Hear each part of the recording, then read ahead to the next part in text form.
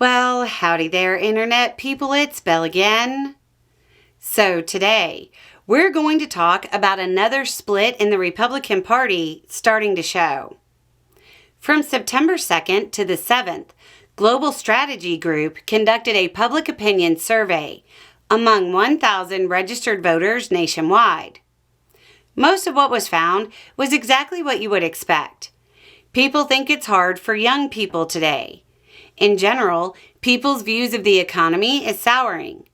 In other words, they've looked at their paychecks and they've bought something at a grocery store recently. But there was one very unique outlier finding that should definitely be getting more press. When it comes to the state of the economy, most people think it's somewhat poor or very poor. That's 58% of people. Somewhat good or very good is 39%, with the remainder unsure at 3%.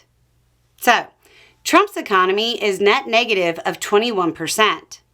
Now, let's look at the partisan breakdown. 78% of Democrats say it's on the poor side of the spectrum. Independents say 67% poor. 74% of MAGA Republicans say the economy is on the good side of the spectrum. And this is where it gets weird. 57% of people who said they were non-MAGA Republicans said the economy was doing poorly. That's a huge swing between MAGA Republicans and non-MAGA Republicans. If you get into it a little deeper, you see MAGA Republicans are net positive 50 on the current state of the economy, while non-MAGA Republicans are net 16 negative. That is a massive divide. That's a 66-point swing. When you look at the other stats in the same survey, you see that Republican divide doesn't exist. When you look at expectations, the MAGA Republicans are saying the current economy since Trump took office is better. The non-MAGA Republicans think the future state of the economy will be better, but they admit it's currently gotten worse.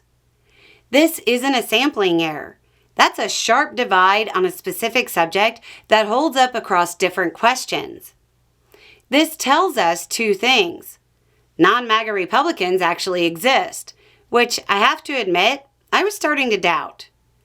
It also shows that some topics can break through the partisan divide, and one of them is, well, it's the economy, stupid. You see the same divide resurface when it comes to tariffs. Non-MAGA Republicans were only a little more favorable to Trump's tariffs than the general population.